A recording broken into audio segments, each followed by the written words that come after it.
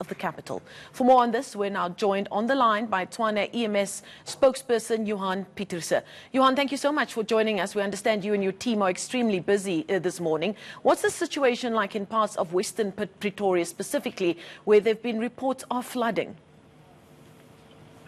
Good morning. Yes, we've been on full alert since yesterday afternoon. The persistent rain started, huge thunderstorms gathering since about 1 o'clock yesterday afternoon. We obviously activated our teams throughout Tshwane. We by now know all the areas that suffer with severe flash floods if there's persistent rain, as expected by the Weather Service since yesterday already.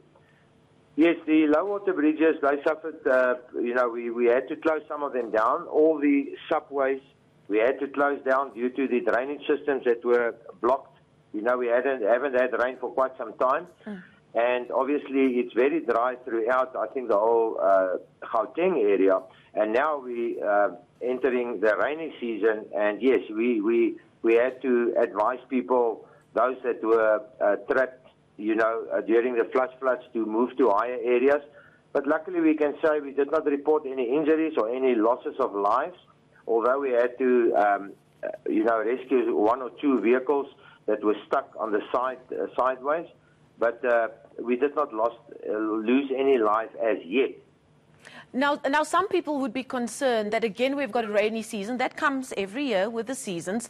And yet again, you've mentioned things like issues with or blocked drains in the urban areas. Is this not something that the local authorities would have been aware about and work towards ahead of these first heavy rains of the season?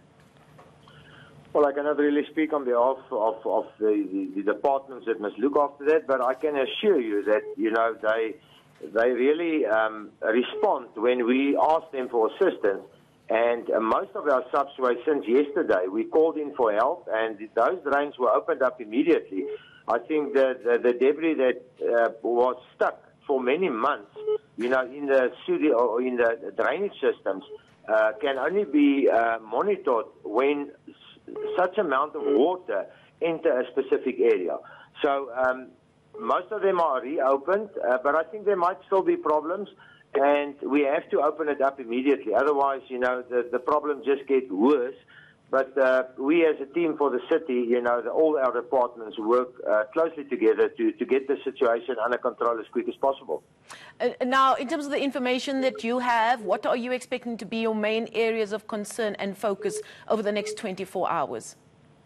I would say, the weather services, we obviously are in contact with the services on an hourly basis, monitoring through our control centers, and they expect that the rain will subside from this afternoon.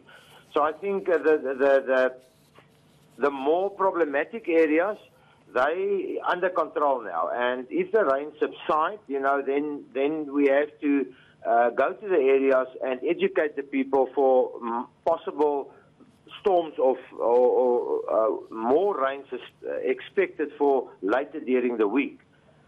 So for now, I think our main areas of concern is the northern and western parts of Tshwane, especially the Alpies River that is quite in full flood.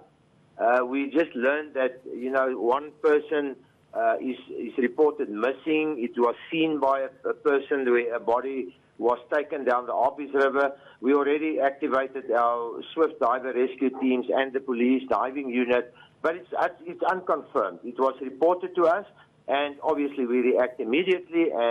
But for now, we cannot enter the Alpies River. It's just, the water is just flowing too strong, and it's dangerous for rescue workers.